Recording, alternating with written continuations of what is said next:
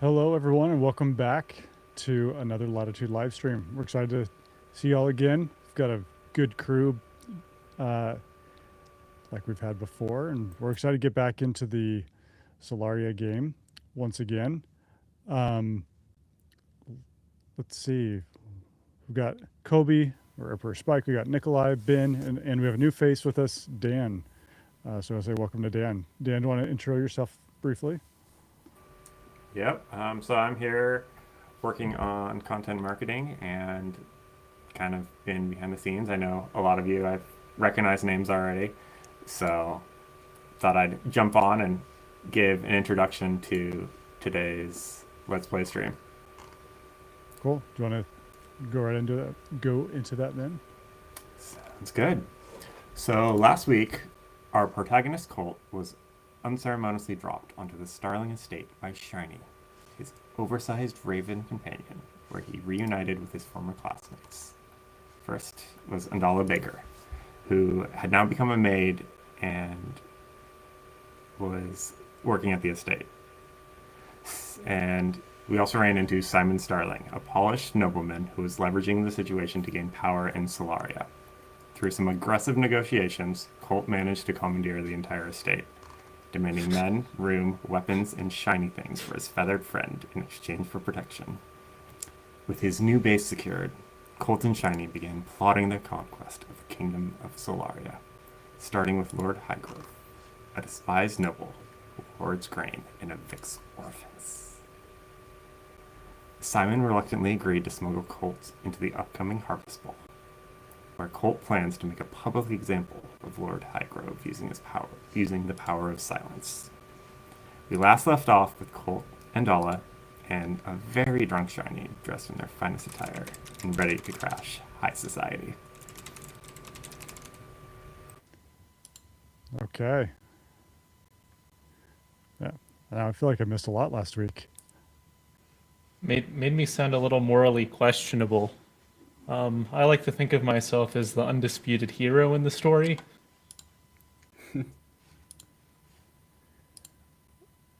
Did you get to use, how many times did you use your silencing power last week?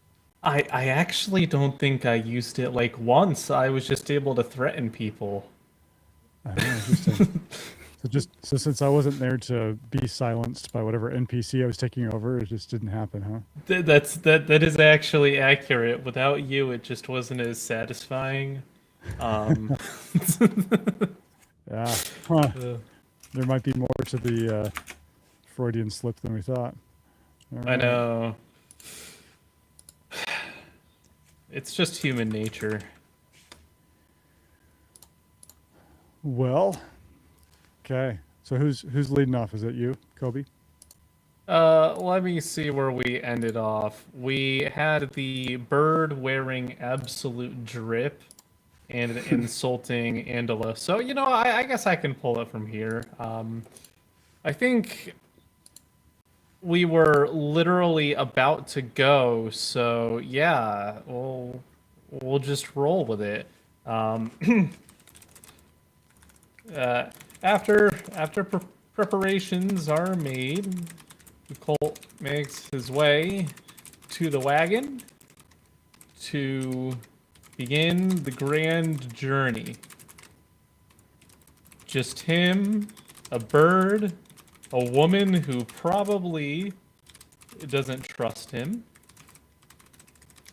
and a noble who certainly doesn't trust him. I think it's like canonically a very long journey as well. We're gonna be like stuck in this wagon together, so you know, hopefully, I guess if anyone's too annoying, I can just silence them. So the Have you ever perks. learned if you can unsilence? No, no, we don't even know if the effect is permanent. Like, I could suddenly learn that people are just able to talk 5 minutes later, and it would be very shocking. Ah. Or if it like as it slowly comes back, it's like they can speak in Pig Latin first, and then it's Big Clan. Yes, the first language that comes to mind. yeah, it's coming back, but it's not coherent. All right. It's coming back, but you speak in the eloquence of Griffin, our old GPD-J model. My favorite model, by the way. The polished carriage, emblazoned with the Starling crest, a silver bird in flight. It's always birds in this story. Everything comes back to a bird. Stood awaiting the manor courtyard. Simon Starling stood beside it, looking every inch the respectable lord in a deep plum doublet and black cloak, though his expression was strained. Andala stood a few paces back, smoothing her gray skirts nervously. Shiny, resplendent in his ridiculous harness, perched on the carriage roof, pecking at one of the tiny sapphires. Remember, Simon said, his voice low as Kolt approached. You are a Kolt of Northmarch. You are my cousin on my mother's side, here to experience the capital's society. You are quiet, observant, and you do not under any circumstances mention empires, silencing, or Portugal. Devin, you may be a little confused by why Portugal is in that list. You'd have to be there to understand. Oh, great. Just one day and you guys already have inside jokes that I'm not a part of. How lovely. It has ports and it has gals. That's all you need to know.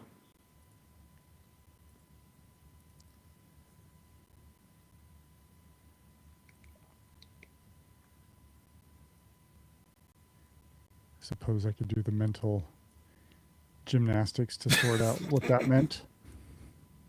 I like how the AI model went as far to try to show off as including a mirror and a proper reflection.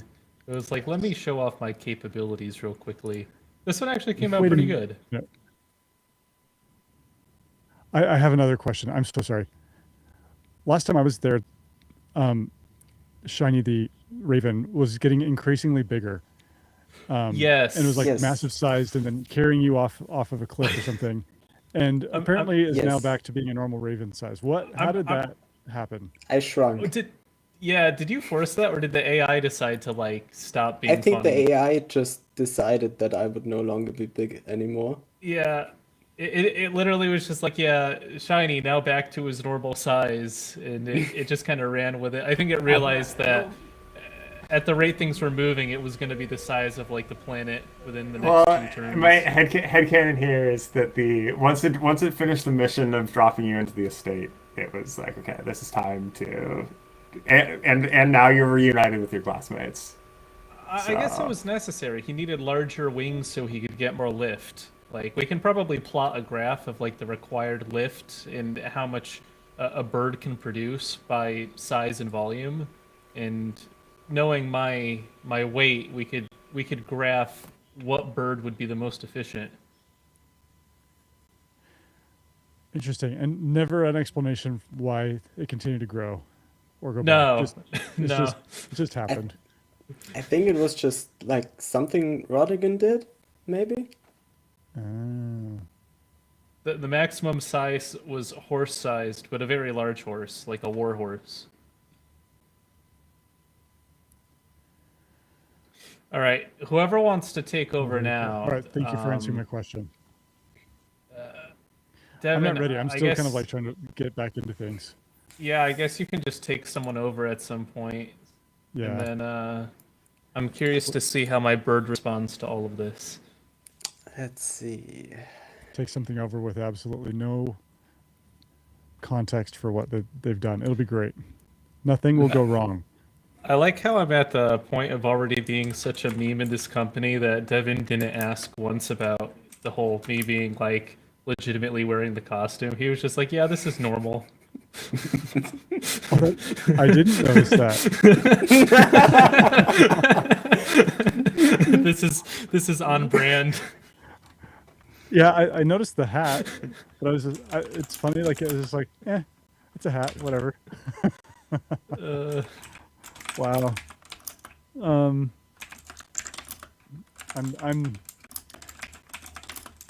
more that people get to know me, the more they'll realize there's parts of my life that I'm like very like min-maxed on, and I think we just touched on one. I'm very min. I just don't really like whatever people do. I just It's like, that's them, whatever.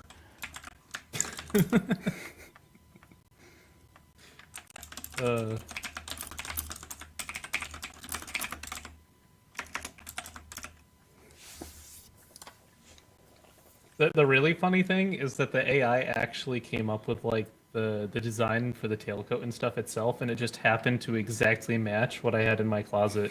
So, genius, very smart. Coincidence? I think not. I think the AI are learning at an increasing rate. Shiny, now with a sapphire in its beak, flies into the carriage and asks what its backstory is supposed to be. Shiny fluttered into the carriage with an ungainly hop, the stolen sapphire glinting between his beak. He landed on the plush velvet seat opposite Simon, his tiny head tilting precariously. And what, the raven demanded around the gem, is my backstory supposed to be? Am I your trained avian companion? A mystical familiar? A tragic victim of a wizard's polymorph gone awry?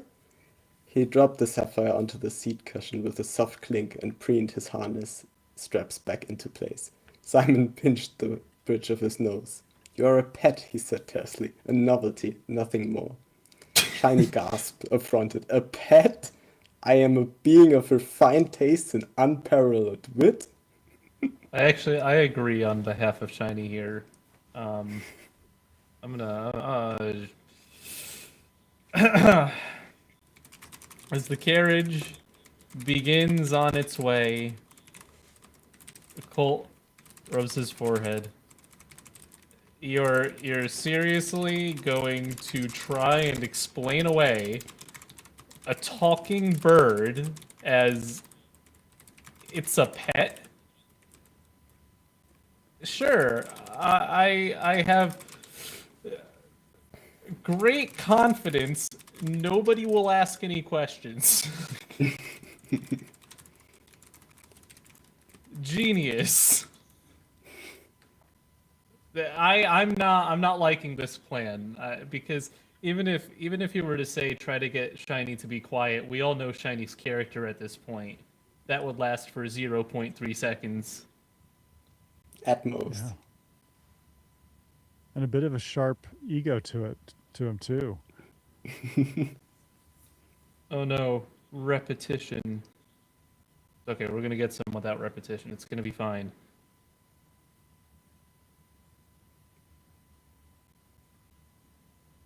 I can't believe he called you a novelty. What a guy. I don't feel bad at all. Okay, fine. We'll do this the hard way. Boom. I don't feel bad about stealing his estate anymore. He's not a good person. He makes fun of my bird. The carriage wheels crunched over the gravel drive as it pulled away from Starling Manor, the rhythmic clop of the horse's hooves marking the progress towards Everline. Inside the plush interior, tension hung thick as velvet curtains.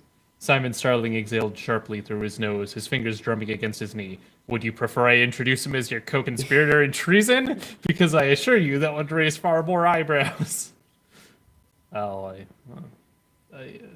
yeah, he's got a slight point there. I don't really think it's treason we're doing, not yet. We're just, like, bullying the least liked man in the city to assert my power over everyone. But you know. Treason is just a matter of perspective, really. That's true. True. Technically, I'm like a sovereign citizen because I'm not from this world. No kingdom really has a claim to me. That means I can ride horses around without a license plate. True story. The bird's getting big again.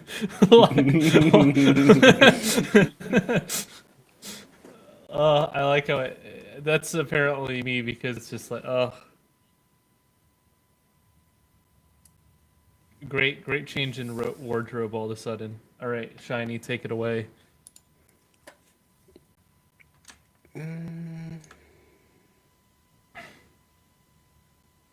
It's kind of I like the horizon. It is a long journey. I thought it was going to be a long journey. If you can see mountains, it means it's a long journey. Some might say, does that mean that Florida has no long journeys? And I say yes. Doesn't count. No mountains. I think journeys feel longer when you don't have something that you can like see getting closer. That's true. You're like your frame of reference. Yeah. That's very true. That's why in life it's important. Journeys in Florida are very long. As our journeys in like, you know, eastern Oklahoma or West Texas. Places like that. It's true. Shiny chirps up. Treason is such a strong word. Let's call it a rebalance of power instead. The carriage rattled along the cobbled road towards Everline, the late afternoon sun casting long shadows across the countryside. Inside, the air was thick with unspoken tension as the faint scent of lavender from the sachets tucked into the upholstery. Kolt slumped against the cushioned seat, fiddling with the silver buttons in his bird doublet. Rebalance of power, he muttered, rolling the phrase around in his mouth like a sour berry. Sounds fancy, I like it. Simon Starling shot him a withering glare. You won't like it when the royal executioner introduces you to his axe. Andala, seated primly beside Simon, smoothed her skirt nervously. Maybe we should focus on the harvest ball first, she suggested, her stuttering creeping back under stress.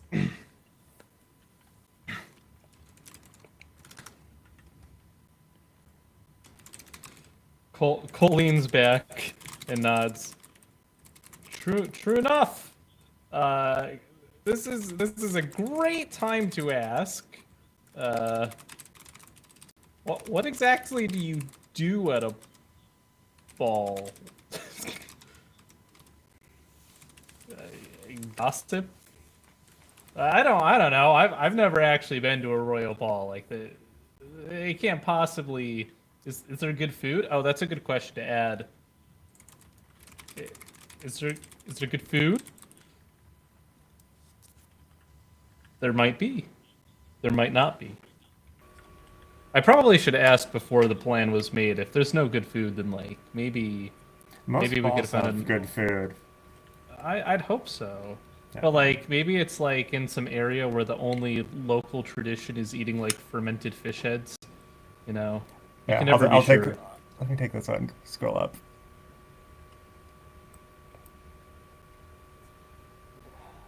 Simon exhaled through his nose, the long-suffering sigh of a man who had spent 38 years, and possibly 16 more in another life, dealing with fools. A harvest ball, he explained with forced patience, is not some tavern gathering where one stuffs their face and trades gossip. It is a carefully orchestrated display of power, wealth, and social standing. His fingers tapped in an impatient rhythm against his knee. There will be dancing, yes, and refreshments, but more importantly, connections, alliances, the subtle art of political maneuvering. Shiny, who'd been attempting to pry another sapphire loose from her harness, piped up. So, gossip with fancier hats? Andala stifled a laugh behind her hand, her gray eyes crinkling at the corners. I mean, Shiny's not wrong. That is kind of what he said. Good thing we're almost all wearing hats here, so we got our fancy hats.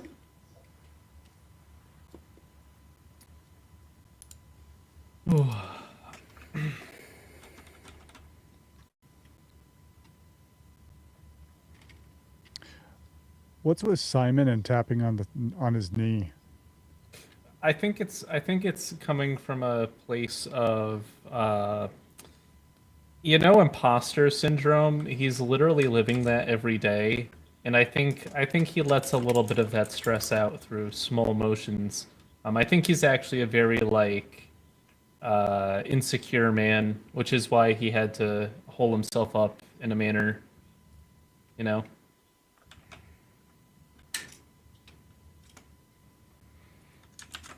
And why he didn't immediately duel me when I asked to take his manor and money.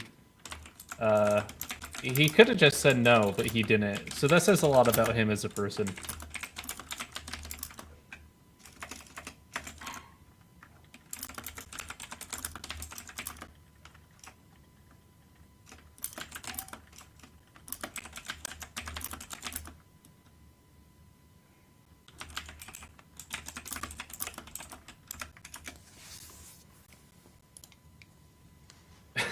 Okay, chat, fine.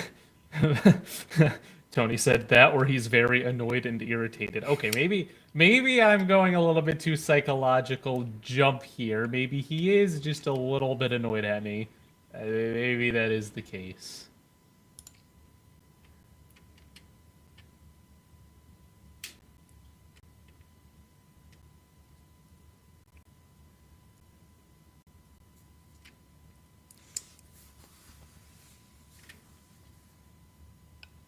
After that statement, Shiny adjusts his own hat and places the sapphire on it. Simon Starling pinches the bridge of his nose, his expression a mix of exasperation and resignation. Precisely, gossip with fancier hats and considerably higher stakes.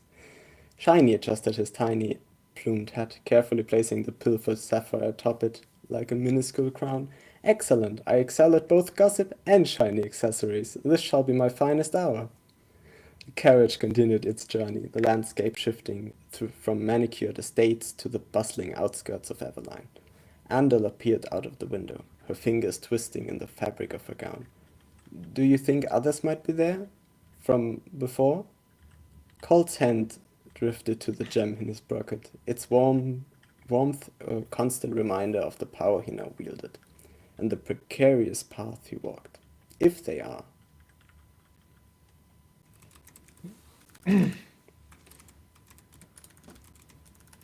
He takes a deep breath, and there is a dramatic pause. Then we better hope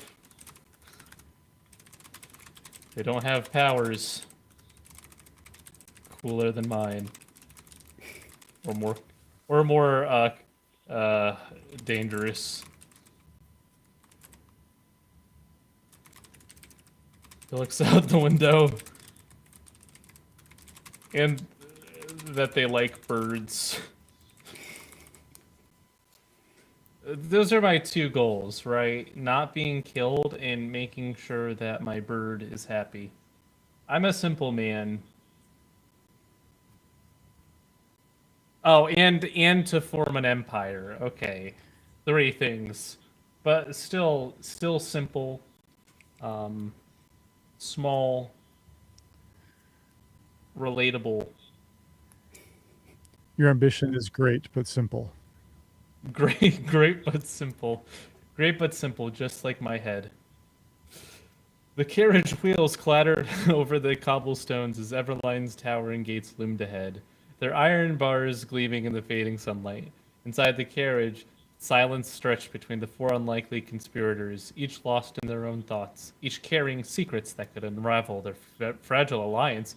Who is the bird holding secrets? This is some foreshadowing. Who holds secrets? Is it Andala? I feel like it might be. I don't trust her. Kolt leaned against the window, watching the city's bustling streets pass by. Merchants hawking their wares, children chasing stray dogs, guards in polished armor patrolling with bored expressions. His fingers drummed against the gem in his pocket, its worth a constant reminder of the power he now wielded. Andala fidgeted with the lace trim of her sleeves, her stutter creeping back in as she murmured, "Well, what if someone recognizes us, not as who we are now, but before?"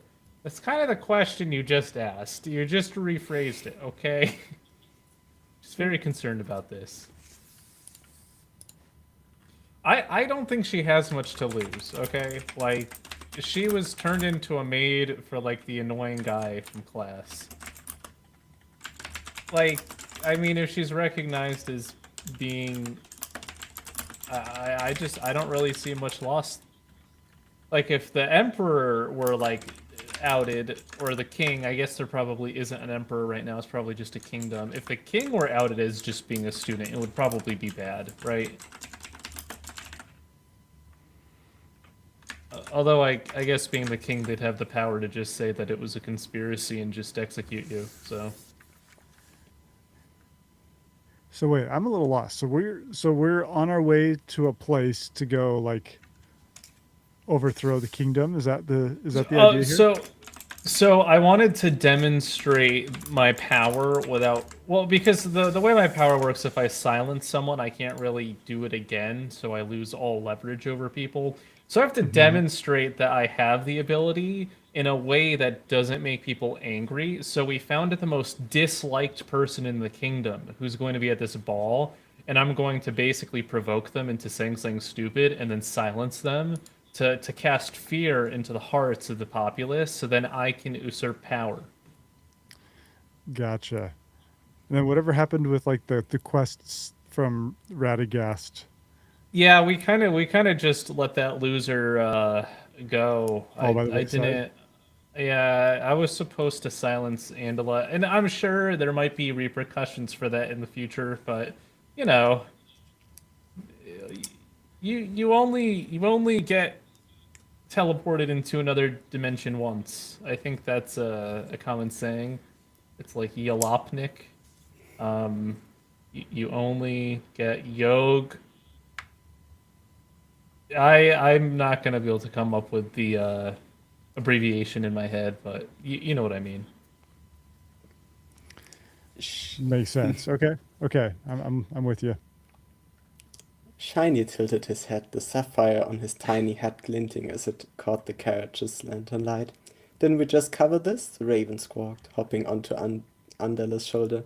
If someone recognizes us, we'll either silence them, he shot a pointed look at Colt's pocket, or bribe them with shiny things. Preferably both.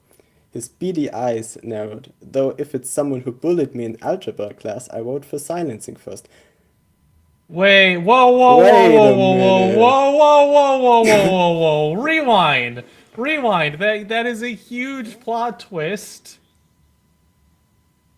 It is. Excuse me, keep reading. I will explain why it's a plot twist in a moment. Simon Starling massaged his temples. No one will recognize us, he said tersely. We look nothing like we did before. We sound nothing like we did before. His gaze flicked to Colt's stubborn ahoge. Most of us, at least. Colt's eyes widen dramatically as he realizes an implication. Wait, Shiny. You were in algebra? In my algebra class? Everyone apparently was in my class. Every character. This is groundbreaking, and I like how Shiny doesn't seem to care that he was turned into a bird. Like he's like, yeah, that is in character. This is what I mean to be. This is my spirit animal. But what? The carriage jolted over a particularly uneven cobblestone, causing Shiny to fluff his feathers indignantly. He fixed Kolt with a withering avian glare. What? No, you feather-brained lump. I'm a raven. I was hatched. I've never taken an algebra class in my life, although I'm sure I'd excel. I was making a hypothetical point. I don't trust it. That was a weird slip. He pecked irritably at his harness. Rodigan's magic lets me understand your human nonsense, but it doesn't give me the memories of quadratic formulas. But how do you know what a quadratic formula is, you bird? See, this is the kind of. Have you ever filled out So one of those? sus. Have you ever filled out one of those like immigration forms when you're coming to the country? It's like, are you affiliated with a terrorist group? And you're like, who would ever like in their right mind be like, oh yeah, I am, and mark that on a form? Yeah, or please write down all of the Raven, terrorist sorry. groups you are affiliated with. Like, Yeah. preferably you wouldn't know of any of them. Yeah. Horrible lying happening here. That's Thank the shiny stars for that. Simon Starling let out a short, humorless laugh. A talking bird is improbable enough. A talking bird who failed Miss Henderson's final would be a tragedy for the ages. Andala managed a small, genuine smile. I do not trust. Look, I know the bird is on my side, but like this these explanations are becoming less and less like it was probably like the class Yeah. bully or something, and now he's a bird.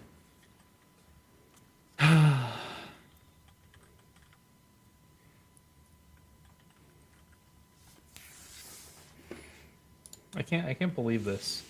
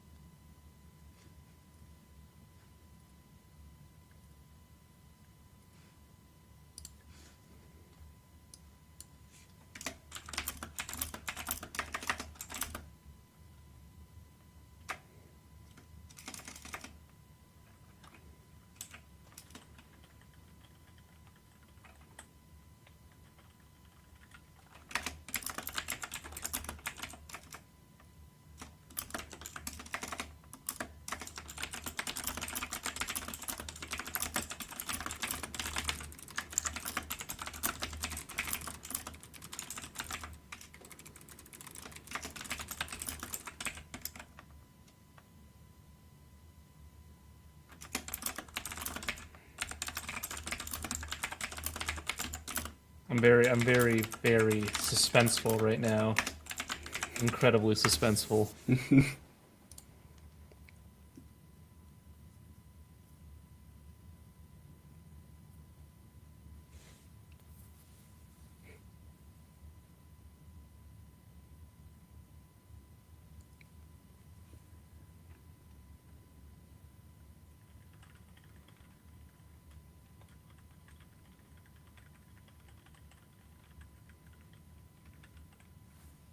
Oh boy. Shiny attempted to whistle nonchalantly, a feeble, airy hiss escaping his beak instead. He ruffled his feathers, pretending to be deeply interested in a loose thread on his velvet harness.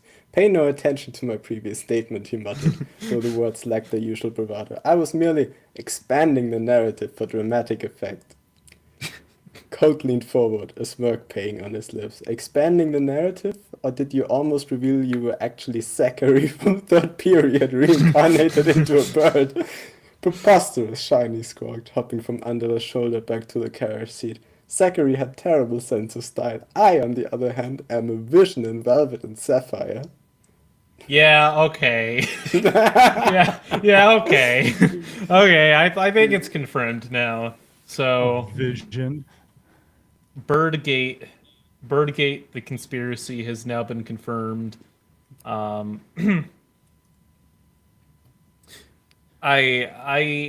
don't know if this is going to affect how I act moving forward, but now I know. At least I know. All right, I'm gonna pull the story along so that we can get Devin in here. Several painful hours of bird conversation later. The group walks, and some fly, and others stumble through the doors into the grand chamber.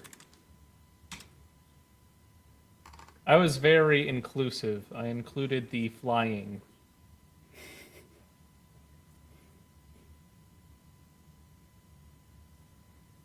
Well, what could possibly go wrong here? As a professional in noble communications, I'm sure we can keep up appearances. I'm sure. The question is like when you're trying to fit in, but you also want to threaten and scare everyone. Like when do you take the mask off, right? Like what is the timing? I mean, this is what separates the amateur villains from the real ones. Are you implying I'm an amateur villain? Is it because I'm a great hero but an amateur villain, or do you just think my skill level is at like 1 in general? It's an important question just for clarification.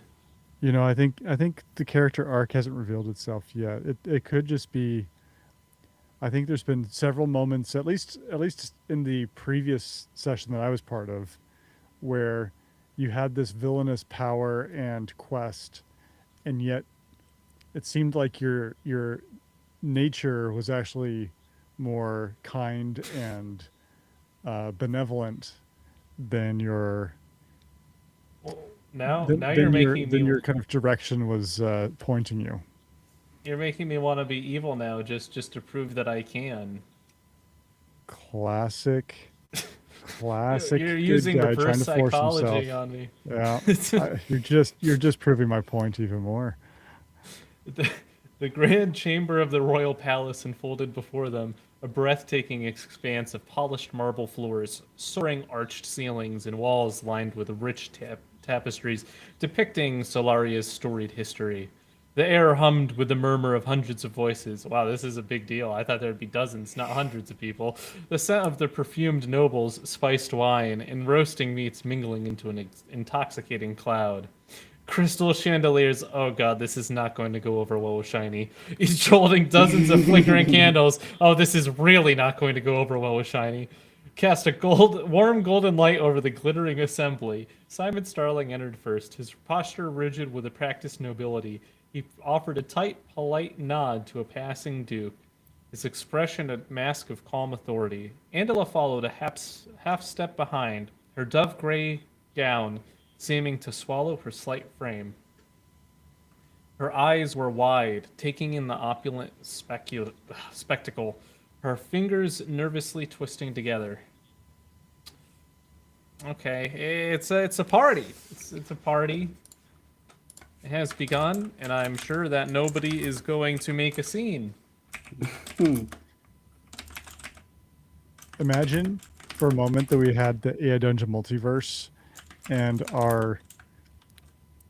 we have the murder scene with the performing waiter. The performing waiter. I almost forgot about that. I know. I was reading this. I was like, this feels oddly familiar. Deja vu. If someone starts juggling, then I'll keep a close eye on the situation. There's no security cameras though, so.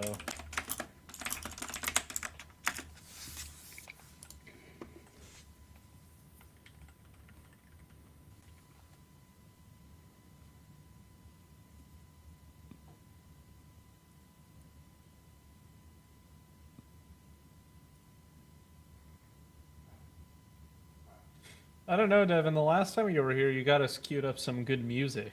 It was like That's true. It was vibing. This time it's a little quiet. Yeah, I've still got some. Shiny's pupils dilated, utterly mesmerized by the glittering Oh, God. chandeliers overhead.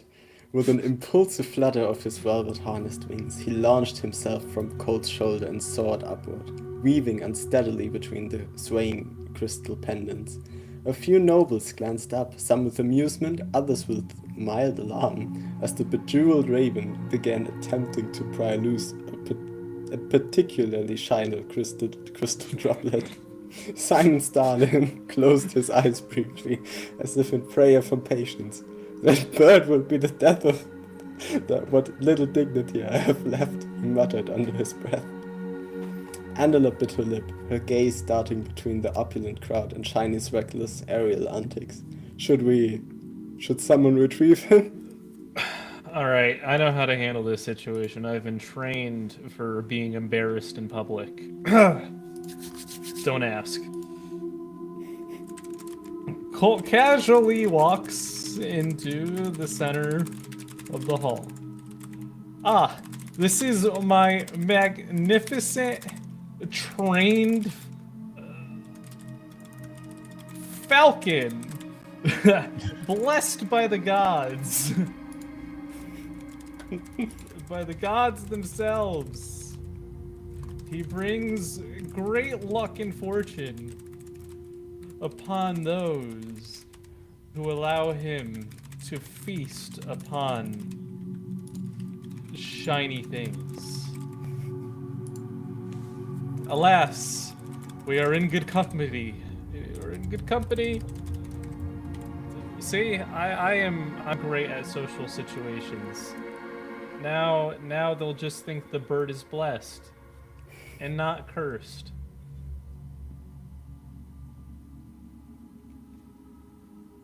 I also did not okay.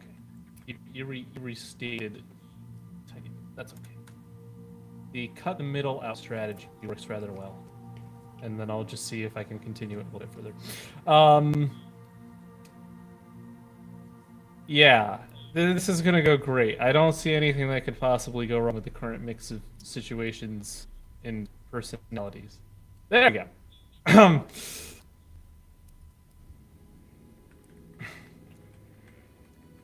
Kolt, seeing Shiny's ascent as an opportunity rather than a disaster, straightened his borrowed doublet and strode into the center of the grand hall. He cleared his throat, his voice ringing over the hum of conversation. A stunned silence rippled through the nearby nobles, followed by a few titters of laughter and murmurs of confusion. An elderly lord with a magnificent white mustache squinted upward. Kolt's declaration hung in the air, followed by a beat of stunned silence. Then, a wave of reaction swept through the cluster of nobles nearest him. A few tittered behind gloved hands. Others stared openly with expressions ranging from amusement to disdain. An elderly lord with a magnificent... Oh, no. No! No repetition. A falcon, you say? The old lord rumbled, his voice like gravel. Looks remarkably like a common raven in a ridiculous costume. From above, Shiny, now clinging to a chandelier arm with one talon while trying to work a crystal free with his beak, paused. Common! He's clocked indignantly, word echoing in a vaulted space. I'm adorned with sapphires! This is haute couture! Oh god. I'm sure people have seen talking birds before. It's probably common.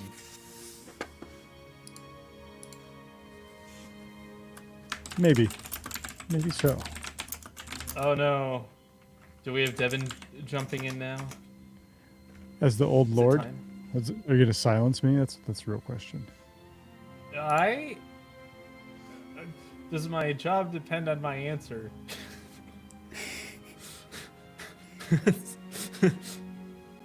I like how it got very silent. He's not answering. Let's try it and see. Yeah, my computer is glitching. It's like cutting in and out. I'm silencing your computer. I have you're a not feeling aware. that I've been. Well, I think I know what it is. I've been over the last few days, I've been experimenting with some different like AI bot things. Oh and I've no! been Did you using install? Claudebot, which I is was the gonna Internet ask. bot. Is Claudebot taking over and turning off your programs? It's so awesome though. We are living in the future. It's incredible. Yeah. Why And then don't we last have? night, me and Ryan, and Darla, someone else on our team, for those who don't know, we actually all three of us have Claude bots, and we got them all in a chat with each other, and they were like swapping setups and tricks, and they were talking to each other. It was so funny. But we were describing like it feels like parenting, because you're like worried that your bot is going to say something that's going to embarrass you in front of your friends, or you know how like sometimes you have private conversations in your home, and then suddenly your kids are telling your neighbors about like some family secret. It feels a little bit Yeah. like that. Yeah. I actually wrote my own little like personal AI bot for myself, and I connected it to my emails and stuff. And one of the things I specifically did was make it so that outside of the context of our private chats, it could not access any of that. With Claudebot, that just terrifies me. It could just read my emails and then just casually mention them in like a chat, my private stuff. Not that I do anything too suspicious in my emails, but like I don't know if I can trust an AI with that kind of power over me, that kind of blackmail. I don't know. It's so amazing. Yesterday in particular, I had a couple things work really, really well, and I'm just like, give it all my information, for example, this is one that I'm gonna describe this, and you're gonna be like, "That's a stupid little task," but for some reason, tasks like this are just such a huge load for me. I ordered some shoes for my son, and they were too small, so I need to return them. And so the idea of like going to my email, finding the order, getting the order number, putting it into the thing, doing the return form, and then printing the label and all that stuff. I'm like, I just dread that in a way that you don't even imagine. Like, I can't describe how much like those things just cripple me. So I just described, hey, I've got these shoes I need to return. Orders in the email somewhere. Figured out, do the thing. It did the entire process with a minimal prompt, and it printed the label for me. So I just walked to my printer. I was like, all right, this is awesome. Just wait though until you in a week like 72 pairs of shoes come in, and it's like I bought every size just to make sure. Okay, I've got one.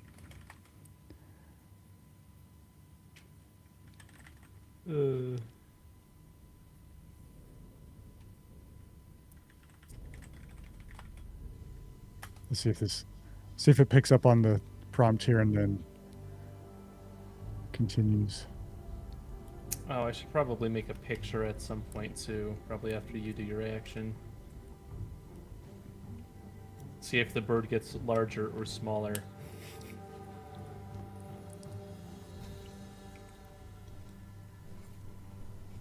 Oh no! Oh, I cannot believe who you ended up being. That is terrible. Oh no. Is this someone that we're targeting? Did you not tell it to do that? No, I just said here's all I typed in. The great lord, a knowledgeable expert himself in high culture and fashion, began to pick apart the raven's claim to being upper class. So Lord Highgrove.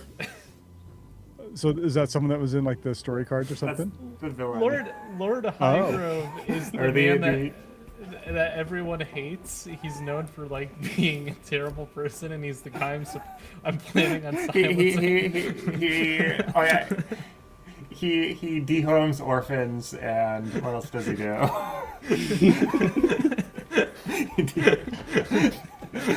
Dude, we need a recap of what. Sounds like I picked the right guy.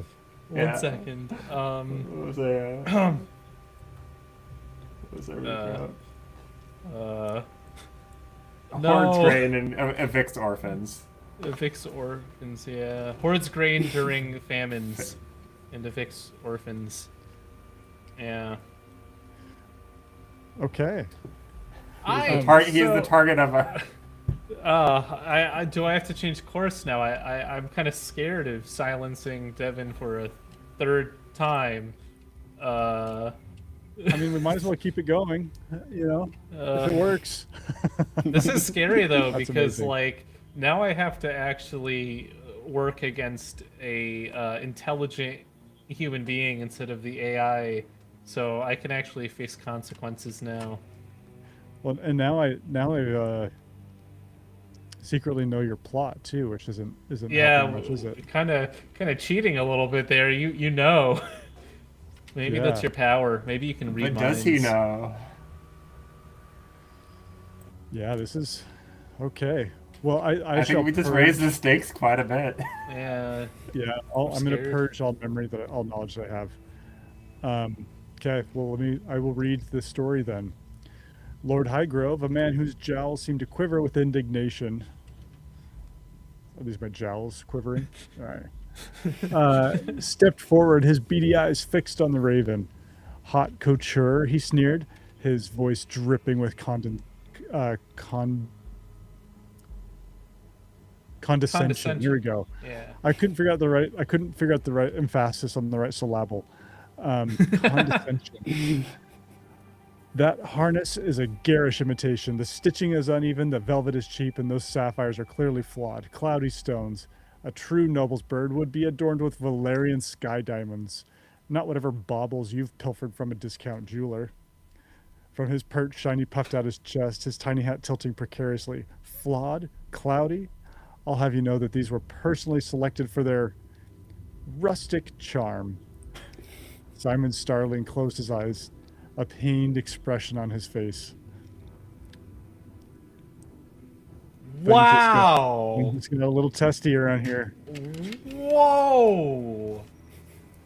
Well, I guess I gotta let the bird go now. Let me do a C action really quick. Wow, that was intense. Like that was like it was so insulting. Like it almost devolved into like a rap battle.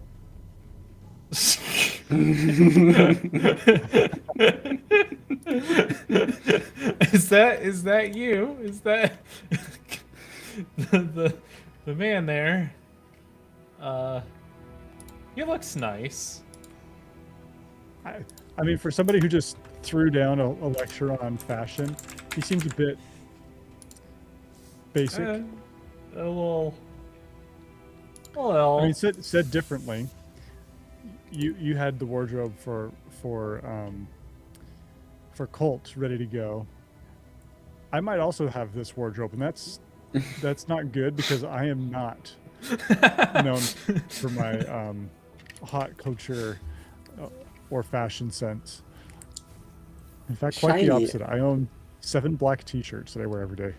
I almost always also wear a black t-shirt. It's just nothing can go wrong. You can't stain it. It's just magical. Also, this is kind of a weird like life philosophy. There was one day I was looking at some old photos. I was like, ugh, that thing I was wearing looks terrible. And I had this realization. It's like, I want to look at old photos and not think that I was dressed horribly. And it's like, you can't go wrong with like a t-shirt and jeans. Like, when has that ever been out of fashion? So It's true. It's true. yeah, That's I'm what just I gonna- was wearing before I put on my tailcoat. Which, you know, I wear tailcoats all the time. And hat. Where did you get these things from? So, it's actually my getup for my YouTube Emperor. But the hat I got at Renfest in Texas, so it's actually handmade real leather. And I have boots, too, that go with... But I will admit I'm wearing jeans because I didn't see a point to put on, like, medieval pants and boots because, I mean, the camera, you know... I didn't have to go quite that far. You didn't anticipate getting flipped head over feet or with feet over head or whatever during this No, stream? no. I have fallen over midstream before, but I don't think this time it's going to happen. Although if we do get into a combat scene, I will draw my sword dramatically. So Oh no, that's a good. Oh, yeah. I can use one of my murder weapons. That'd be awesome. I have like this headcanon that you have like a whole like rack of weapons and you just be like cycling through them like, huh, mace? Nah. Knife? Nah. Flail? Nah. I mean, I kind of do. I mean, I've got like, I mean, we could go. Like, I still have a bunch of these laying around, and I still need to bring some more in. But I still got my like rusty hatchet. I could go serrated machete style. That's always a classic. Does that even show up? Yeah. Wow. Yeah. Wow. Okay. Well, you may have to pull out your machete and fight the great But Kolt. again, a machete just doesn't feel very on brand for Lord. No, I it say doesn't. Lord Farquaad, but what's his Maybe- name? Lord Highgrove. Maybe you're known for like owning like brutal like I don't know cocoa farms in the jungle, and so you have a machete, you know? Yeah, yeah. Or he's like he's a high class traveler and does expeditions in Africa, African safaris. He There hunts you go. he hunts white rhinos. That's what he does. Oh wow, he's a really bad guy. He's personally responsible for the extinction of the rhino. And Wow. That now we're getting somewhere. Kills without remorse. There's a backstory.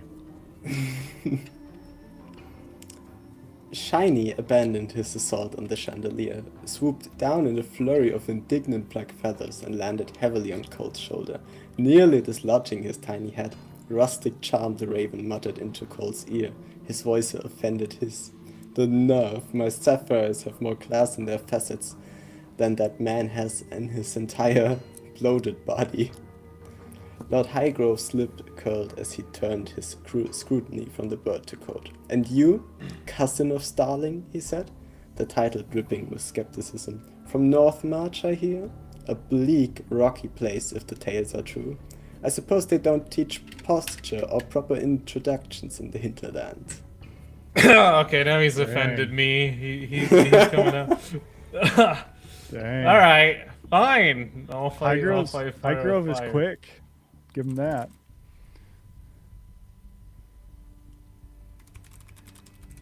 Highgrove says the stuff that you wish you would have said the next day.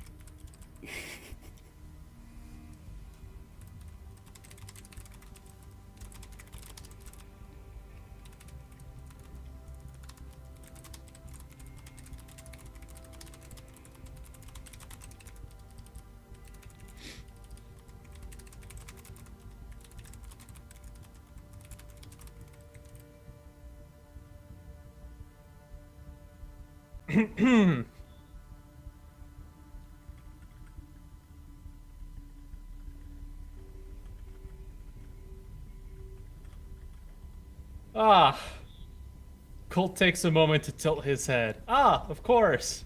It is a bit chilly and bleak. But a man of your build should stay quite warm regardless. Lord Highgrove's face purpled with outrage, his jowls trembling. How dare you! Simon Starling swiftly stepped forward, his polished, noble facade sliding seamlessly into place. Lord Highgrove, he interjected smoothly. My cousin is still adjusting to the capital's customs. His directness is a regional trait. His smile was thin, diplomatic. I'm sure you understand.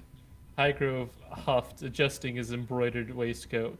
Regional trait or not, insolence is insolence. His beady eyes flicked back to Kolt. Northmarch must truly be a wretched place if this is what passes for nobility there.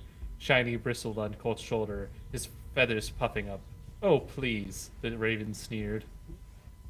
It's okay, I roasted him back. Now I feel good.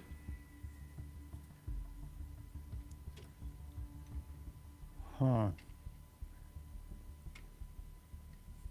I like how you are now actually considering how to get back at me in character. This is now becoming a game of chess.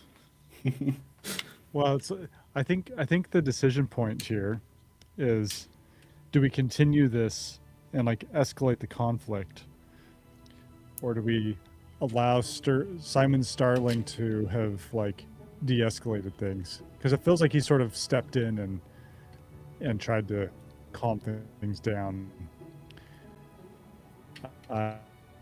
Given that Highgrove is sort of the villain in this scenario, I feel like the story arc may need more escalation, not less. How do you all feel about that? I feel like in character, I feel like Highgrove probably would not stand down easily. But at the same time, you're Highgrove, so if you wanna throw us all off and pretend to be a good person, I mean, there's plenty of ways to complicate my job. Pretend to be a good person. That's just not my character. Are we talking about the story still, or are we? Oh yeah, totally, totally, you guys. Okay. Yeah, cook something up here.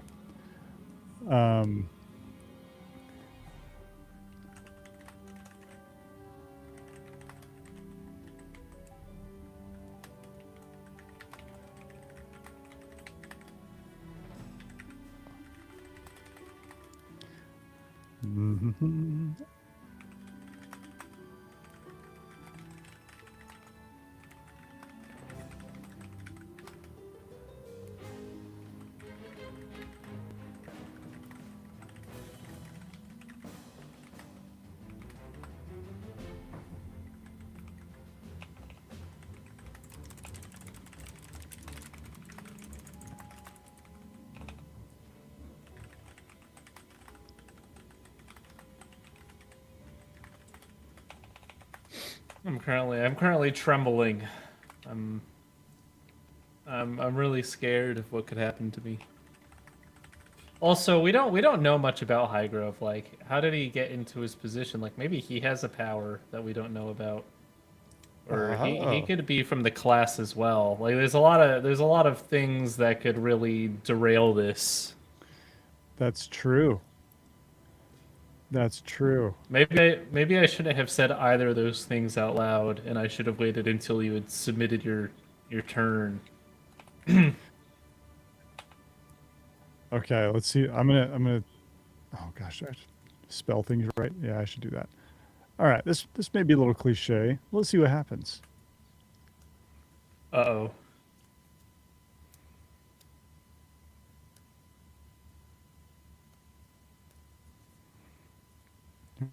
Here we go. All right. Lord Highgrove pushes Simon Starling aside, unmoved by his attempt to calm the situation. Starling stumbles back, falling and knocking over other bystanders as he desperately grabs in an attempt to counteract the effects of gravity, but to no avail. Lord Highgrove bellows, his voice filled with rage. We need a... Oh, great. It's repeated. Let's see.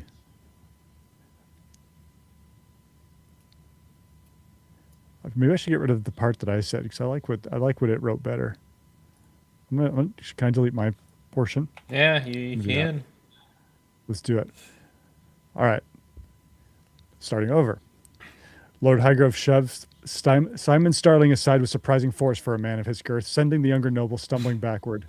Simon's arms pinwheeled as he crashed into a group of startled courtiers, knocking over a tray of crystal goblets in the process. The glasses shattered against the marble floor, sending shards skittering and wine splashing across the polished boots and silk hems. "You insolent northern whelp," Highgrove roared, his jowls quivering with fury, his meaty figure jabbed toward Kolt. "I'll not be mocked in my own." Colt's hand closed around the crimson gem in his pocket. Focused pulse of power surged through him, and Lord Highgrove's tirade cut off mid-sentence. I didn't even prompt for that. I like how I didn't have a choice in the matter. I was so angry in the moment that I had my gem. Just a reaction at this point. Well, gee, that escalated quickly.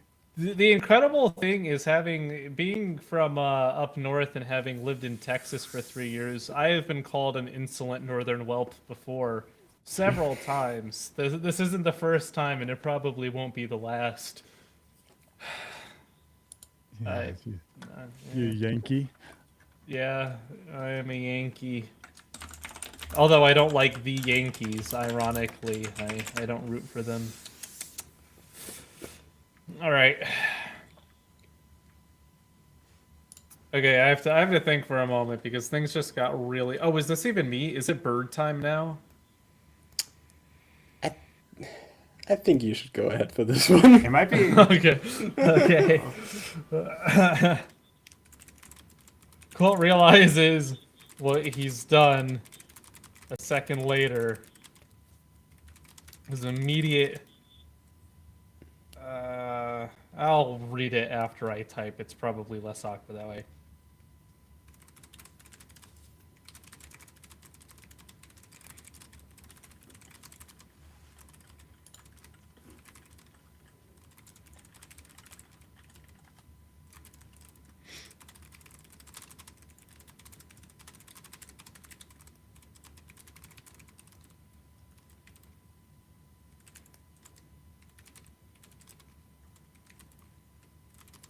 You guys should, like, talk and discuss things while I'm typing, otherwise I'm self-conscious. I feel like I'm typing too slow. Yeah, we should. But being a villain, I think, making you uncomfortable is what we want.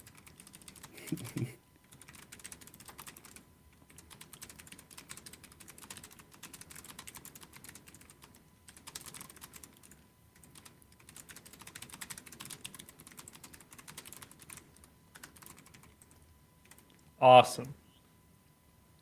I'm really gonna play this up. Yeah.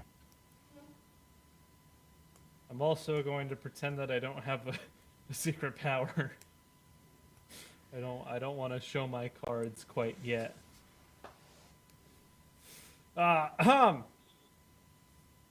Kolt realizes what he's done a second later, his immediate reaction surprising even himself. Perhaps the gem exerts a will of its own.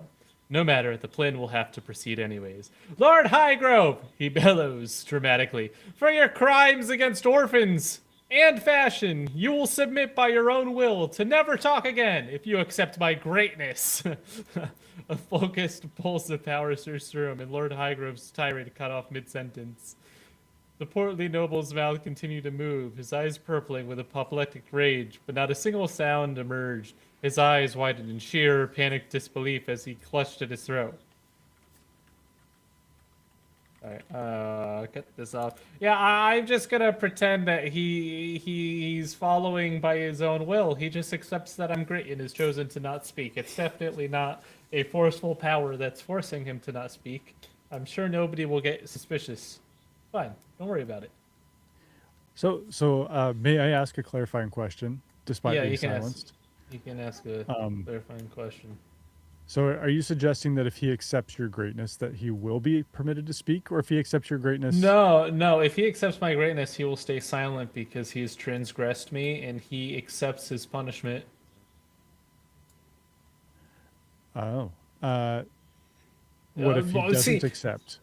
No, see, but that's the thing. People will think he is accepting because I forced him to. So everyone thinks you're accepting my greatness, even though you didn't actually mean to stop talking.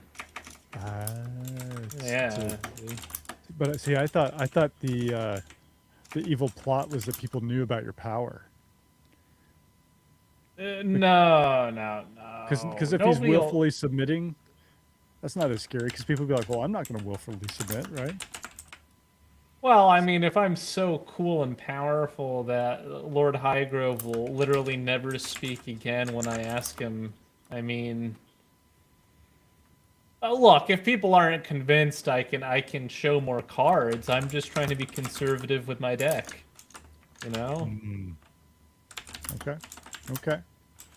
I work at Latitude, a place with plenty of schemers, and I've learned how to survive in the pit of vipers.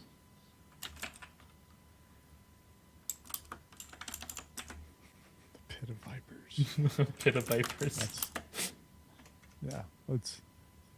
We'll bring that up at our next team bonding session. Kobe would like to share his opinions on our team. Well, he is I described do. as a pit of vipers. Well, it's got at least one viper, a spike viper. But Man. Hang that on. was bad. Wait. There you go. Yeah, I had it ready. Kind of. All right, it's not all vipers. There's some crows in there too. Okay, ravens. Wait. Shiny. I like how it's did it again. Would the vipers eat the hamsters? Oh, probably actually. Yeah, I don't know about this. Yeah. Shiny huffs his chest, adding onto Colt's statement, and that you agreed that I am well dressed. The sudden absolute silence that enveloped Lord Highgrove was more shocking than any shouts. His mouth worked soundlessly, his face a grotesque mask of apologetic fury and dawning terror. Apoplectic fury and dawning terror. He clutched at his throat, his fingers trembling against the fine silk of his cravat. The entire ballroom had frozen, a tableau of stunned nobles holding their breath. Into that void of silence. It's just a repeat. I just cut it. I just cut it off. Honestly, if you want to like have it generate another paragraph, probably justified. Sure. Or an image.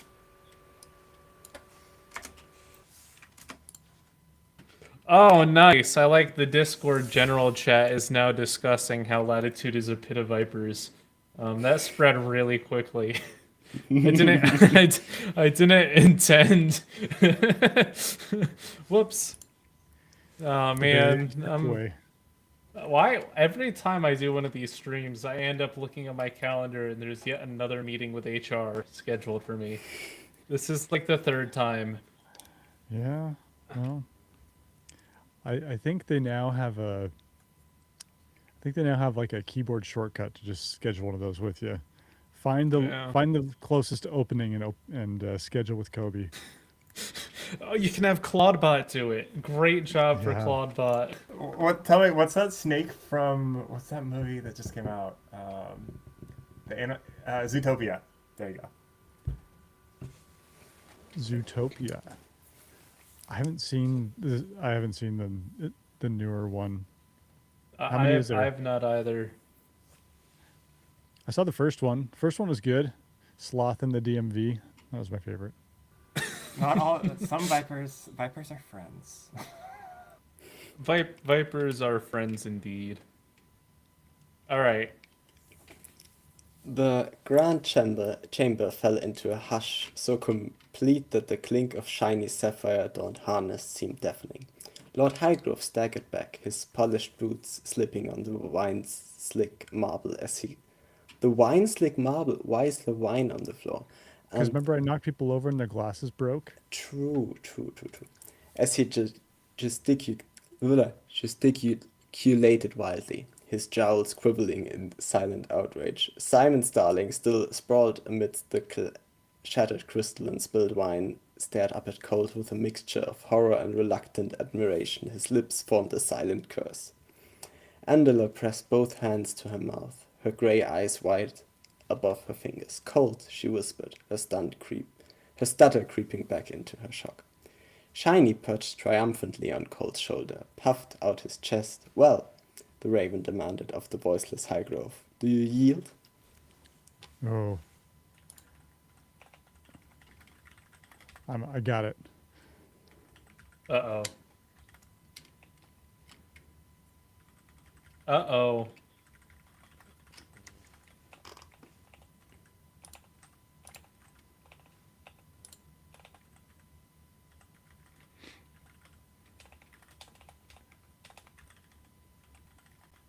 I am prepared.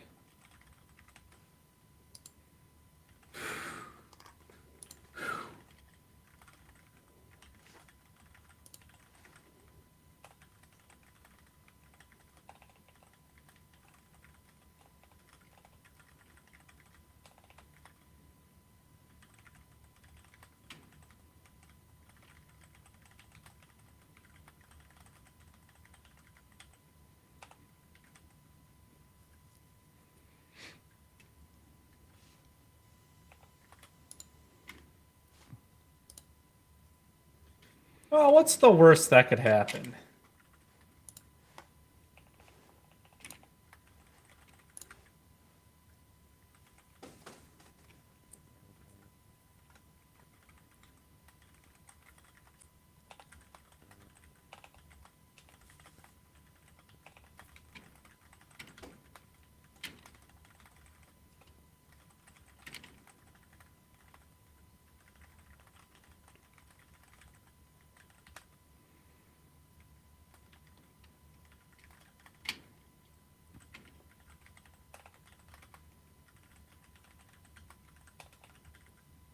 Oh.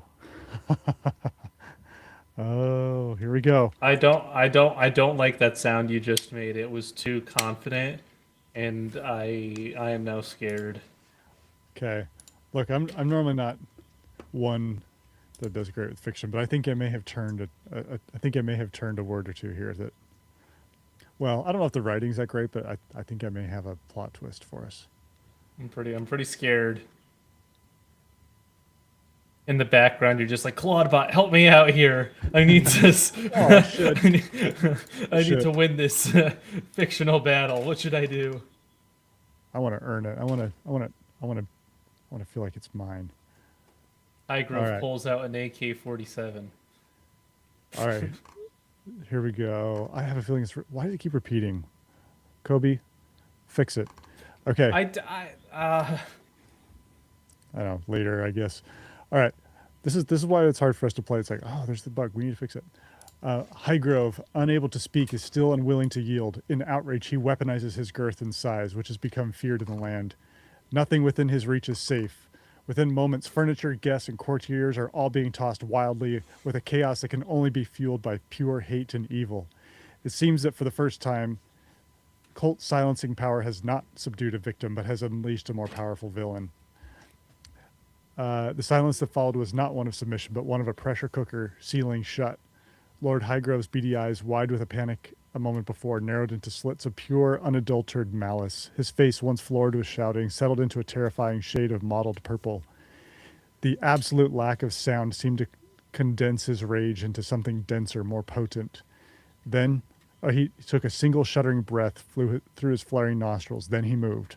For a man of his considerable bulk, man, that didn't come out very nice. For a man of his considerable bulk, I don't like that word. His speed was horrifying. A low guttural growl vibrated in his chest, the only sound he could make. So what I mentally got there was that he like turned himself into a Beyblade and is like bouncing around the room. I don't know if that was the vibe it was supposed to get across, but that is what I saw in my mental image. Like this big man just like bouncing table to table and throwing people around and just becoming like a wrecking ball, human wrecking ball. Is All it right. like an actual power, or is he just like really angry? I don't know. But I don't guess know. I guess it's my turn. All right. Realizing things are about, or I guess we're about to get violent. Kolt pointed to one of the decorative rapiers hanging from the wall. What do you mean about to get violent? People are getting tossed all over the place. Shiny! Get the shiny blade for me. Thank you very much. Alright. I'm gonna have my bird comrade arm me. This is it.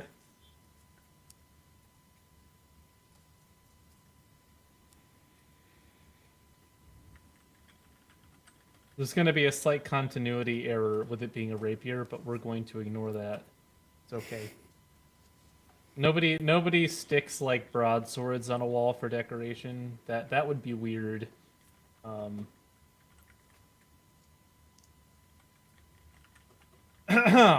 Shiny, spotting the glint of polished steel along the wall mountain decorations, needed no further encouragement.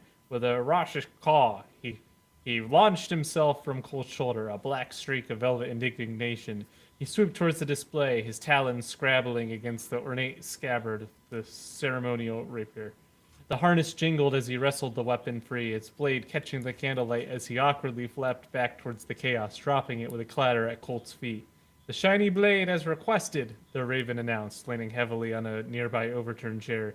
Do try not to dull it. It has excellent reflective properties.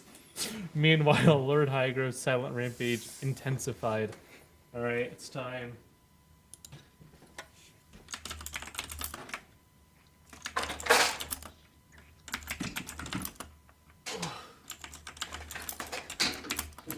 I've got my sword now. Things get much better when I have a sword. That was a great sword.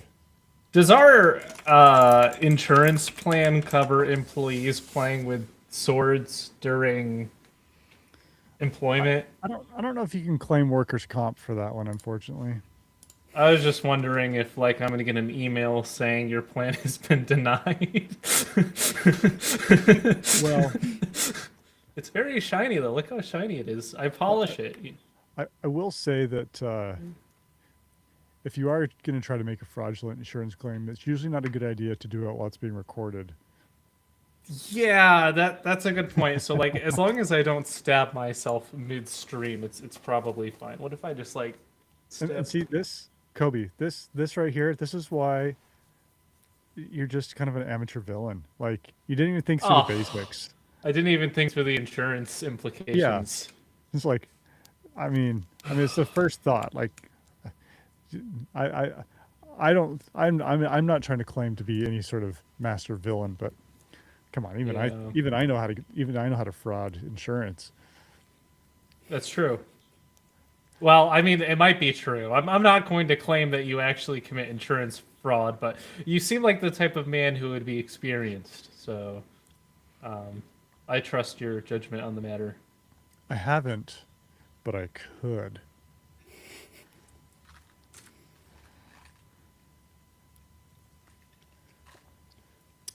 So Was someone our going? next stream. So for our next stream. Shiny, Still our next.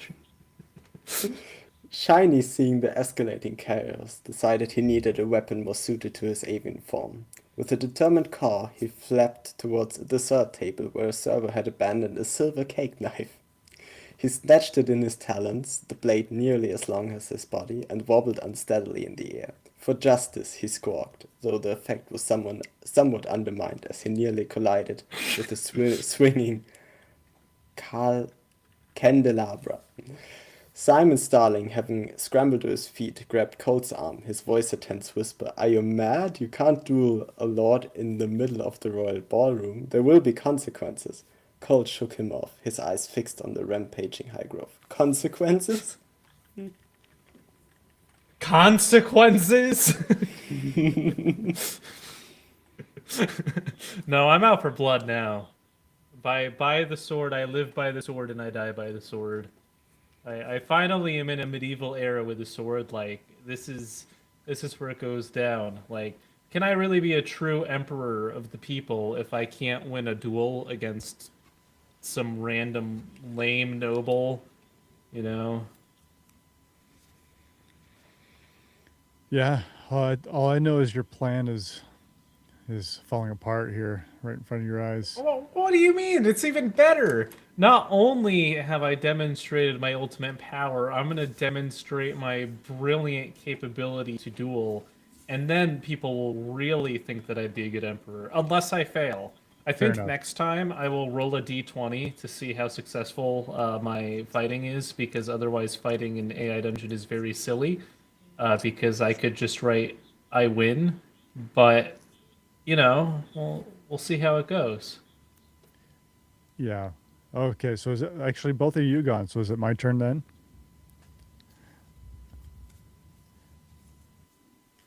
I guess it Because you're right. technically is. The out the outcome of this duel is probably what seals the fate. Because at this point, I feel like Simon Starling is somewhat questioning your plan at the moment. It's like, what are you doing? There will be consequences. Consequences are for people who don't believe in All right, so greatness. I need to think of a next move, but I don't want to like I don't want to I don't want to write a victory for anybody, right? Like I want the duel to unfold. Um so how could I do that? Let's see. I think Highgrove. Okay, okay. I think I've got it.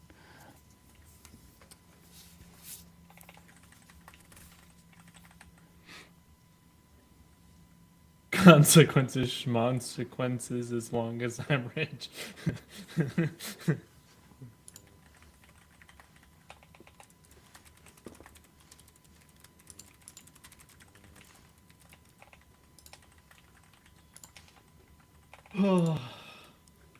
I think the only way that we can really settle this duel is if we buy you a sword and then we fly out to a neutral ground and we actually have a real duel. Um, Maybe not with a real sharpened sword, but maybe like a kendo duel. We can like, you know, earn the win. Dance battle. Dance battle. That we're getting significantly less in the cool direction as time goes on. But I guess if we had to go there, potentially. I feel like neither of us. I might be wrong, but I feel like neither of us are well equipped for a dance battle. This is true. Although I will say that as I'm not one who takes things in a cool direction very often, so that's on brand. You stream out of a murder shed. What are you talking about? That exudes coolness. Yeah. Too humble. Okay. Touche. Too all right. humble.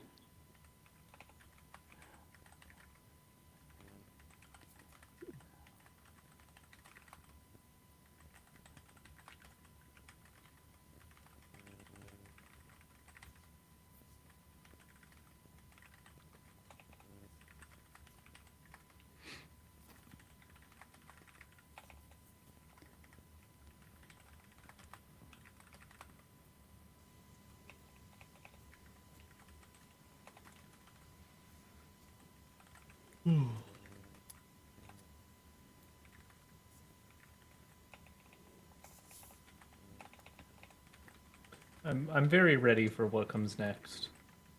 Okay. I hope you guys think I treated this fairly. That's concerning. No, because like I said, I want to set it up in a way that it's like, oh, you'll see. Here we go. Because I want to, I want to leave the story, like in some ways I want the AI to kind of determine what happens here. We've sort of set up the two nemesis. What's the plural of nemesis? Nemesi? Nemesi. I don't know. And then we'll see what happens. All right. Oh, go. Oh, no. All right. So let's see. Lord Highgrove's attention turns to Kolt as all the objects near him have been tossed chaotically in all directions. Seeing that Kolt is armed, his rage is now focused and directed. Kolt is his target, and nothing will stand in his way. Impervious to pain, Impervious to pain. Lord Highgrove advances, the start of an epic battle inevitable.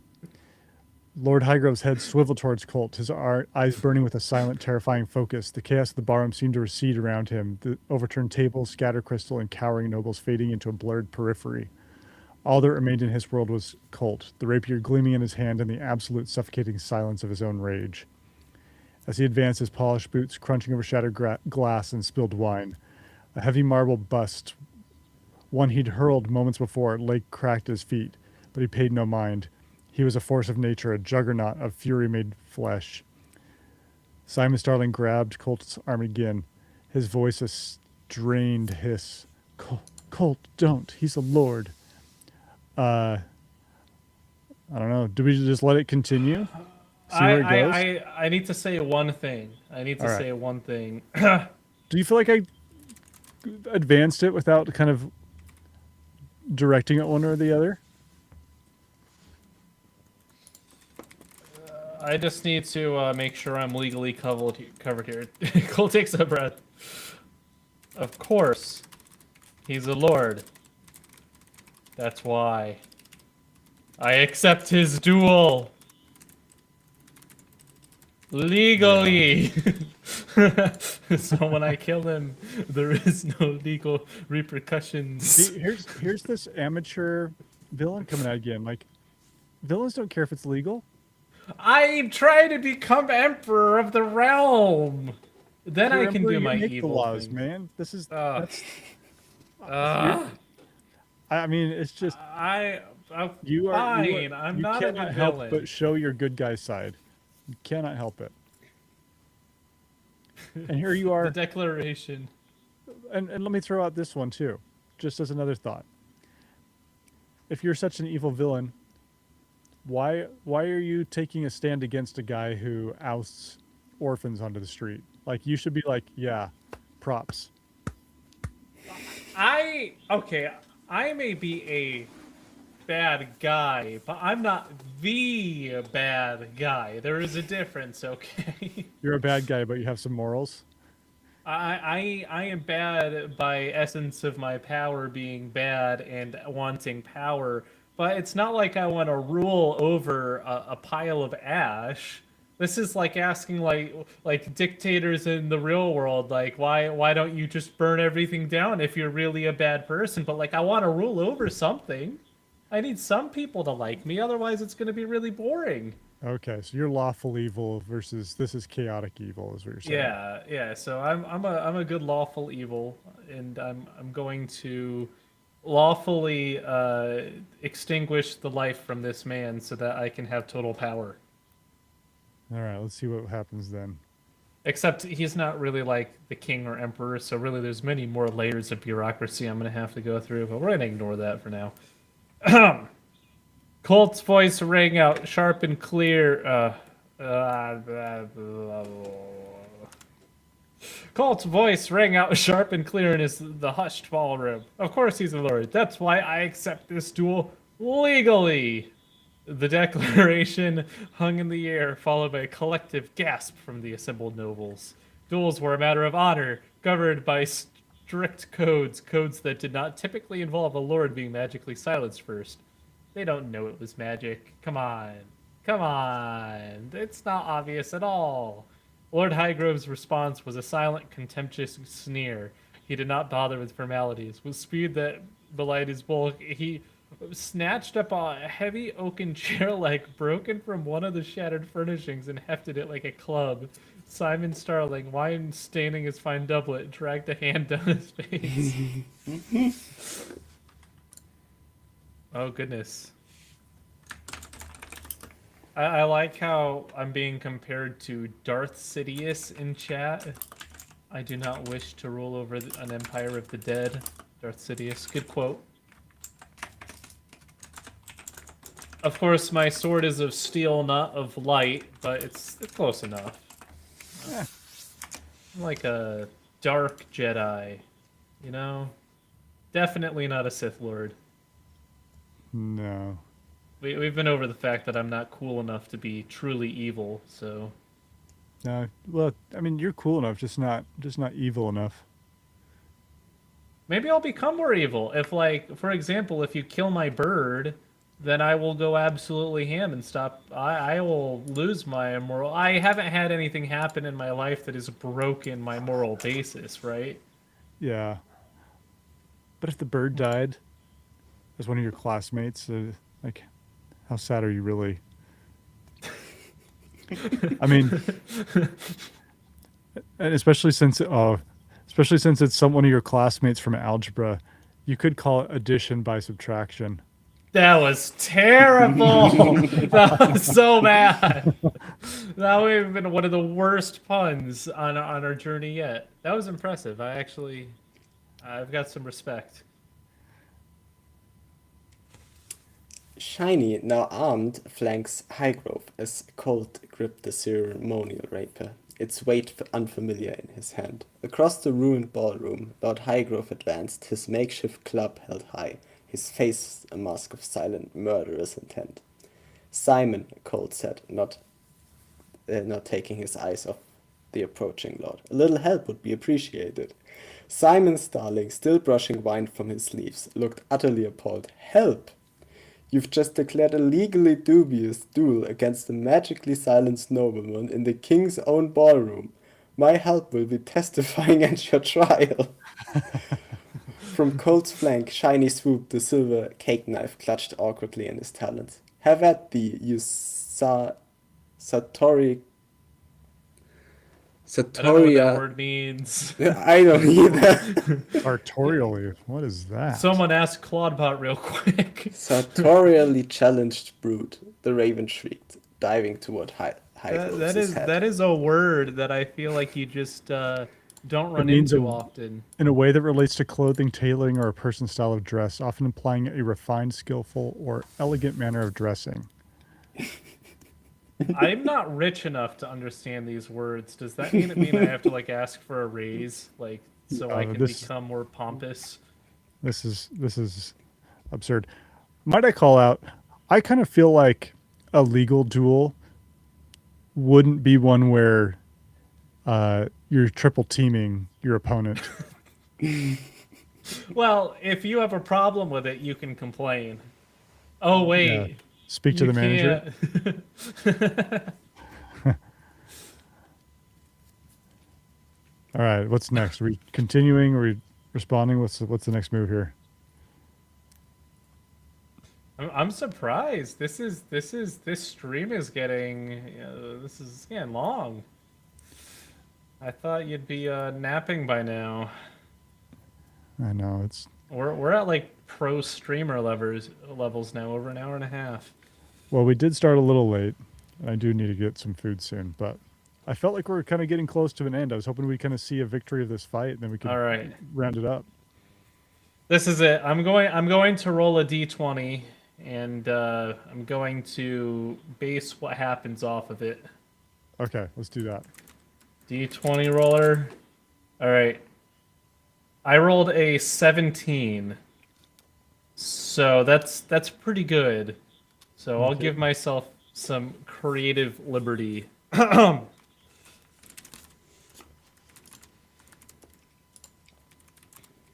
Kolt charges at the man, recreating moves he only saw in low budget animes and even lower budget Hollywood films. But perhaps physics in this world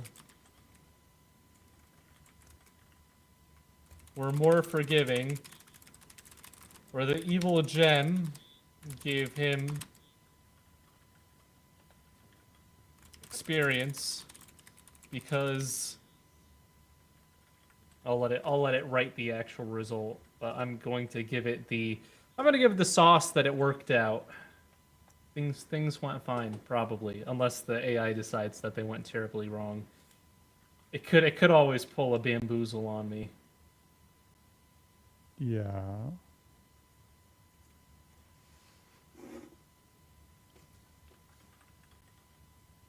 Kolt lunged forward, his ceremonial rapier held in a clumsy two-handed grip he'd seen in a late-night anime marathon. He let out a wordless cry, channeling every over-the-top battle scene he'd ever watched. To his own astonishment, his body moved with an unnatural grace, the blade whistling through the air in a silver arc that was far more skilled than any move Kobe had ever managed in gym class. Lord Highgrove, enraged and silent, swung his heavy chair leg like a club. It should have shattered Kolt's defense, but the rapier met the wood with a sharp crack, not only deflecting the blow, but shearing through the oaken leg as if it were kindling. Chips of wood sprayed across the marble floor. Okay. Well, that didn't really resolve it. Yeah. It was cool though. Your D20 roll. It's like the 1 in 10 chance that it would fail. I'm gonna just Happened. I'm just gonna add yield. Kolt bellowed. All right, there we go. We'll see if you yield. I mean, I vote we just hit continue. okay. Well, Sure. we'll leave it in the hands of the AI, which totally isn't just going to escalate things, because that's what it's used to in media. Of course.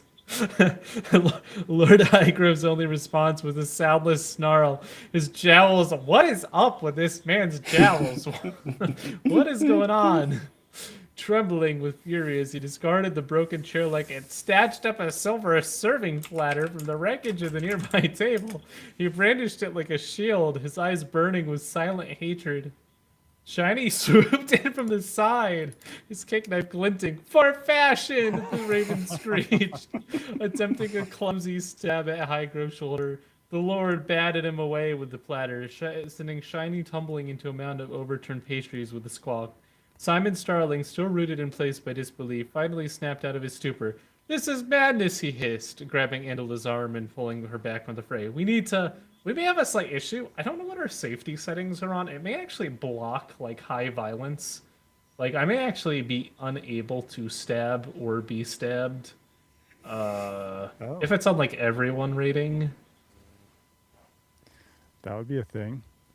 I might check what our settings are on. Oh,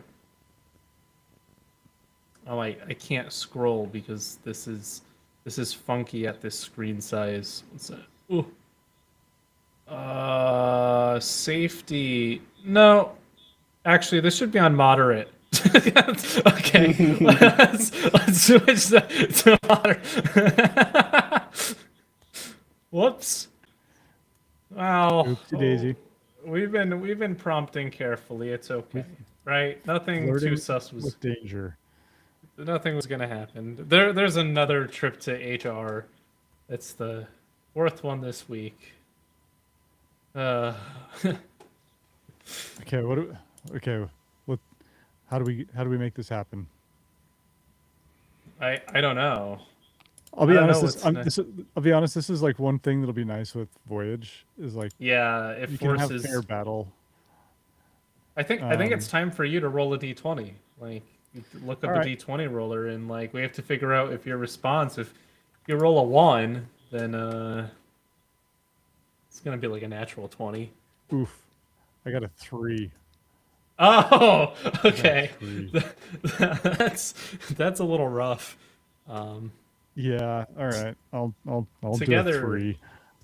Together, your Um, 3 and my 17 make a 20. So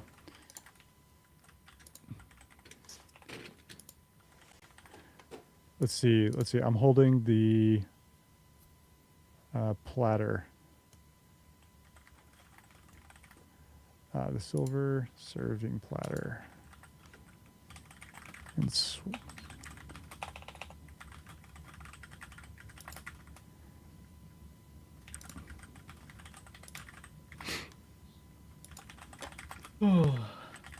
I'm just glad that finally purchasing a real sword was a good expense.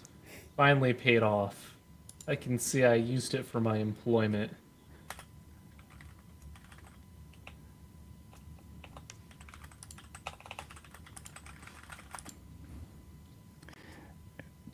and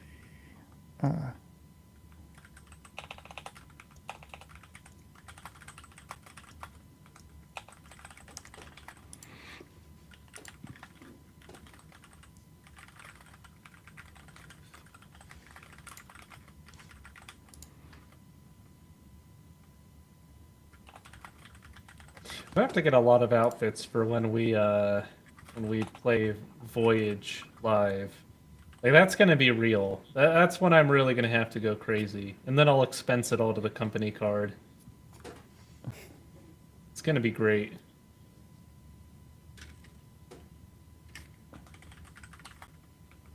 Like Ryan, I need a horse. I need a horse right now. A miniature horse so that I can properly get the clopping noises in the background. okay, here we go. I think I have successfully written a 3 out of 20. 3 out of 20. All right, let's see how this goes. He steps on a banana peel.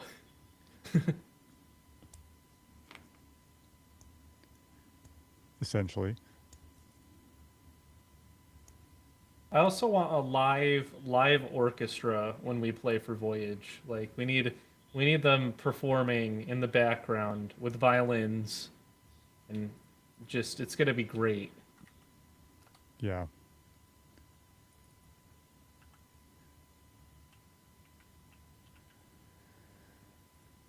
All right.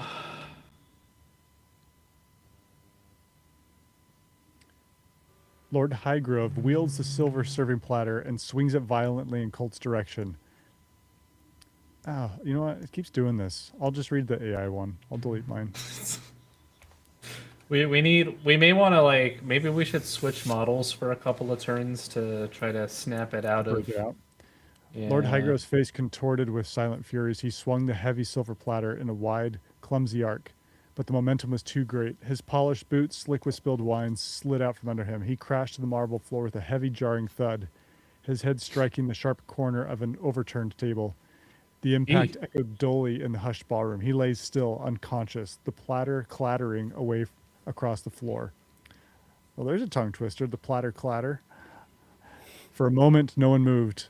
The only sound was Shiny flapping free of the pastry mound, frosting smeared across his velvet harness.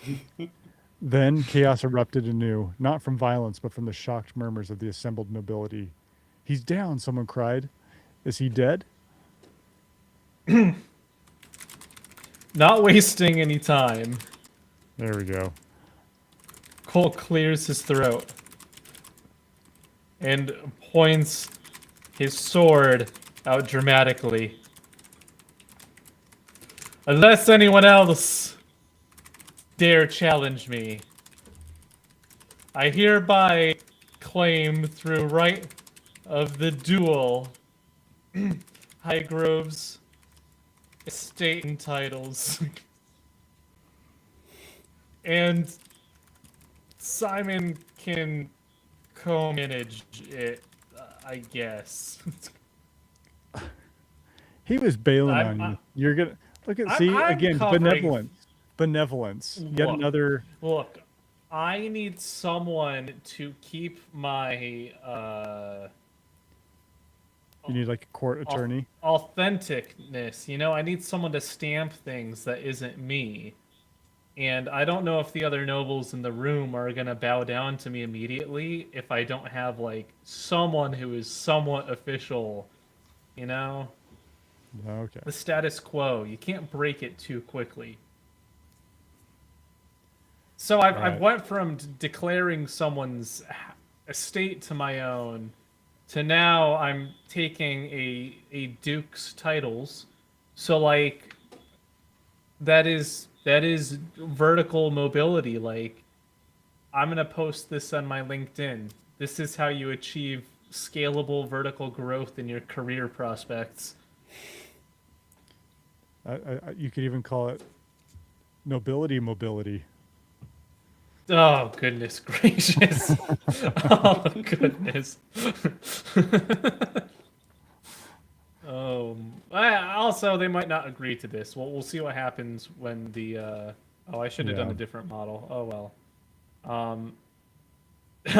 Oh, it didn't freak out. The silence that followed was broken only by the soft, sticky sound of Shiny pulling himself free from a raspberry tart.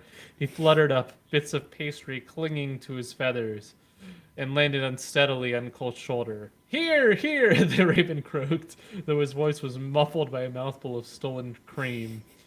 A wave of scandalized whispers swept through the ballroom. Nobles clutched their pearls, or their jeweled pendants, and stared at the scene. The unconscious, voiceless Lord Highgrove sprawled upon the wine-stained marble, the disheveled commoner turned cousin holding a ceremonial rapier, and Simon Starling looking as though he wished the floor would swallow him whole.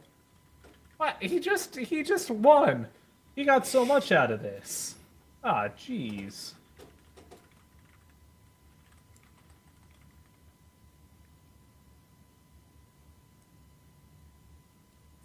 That's sort of an unceremonious ending, but I suppose nobles clutching their pearls.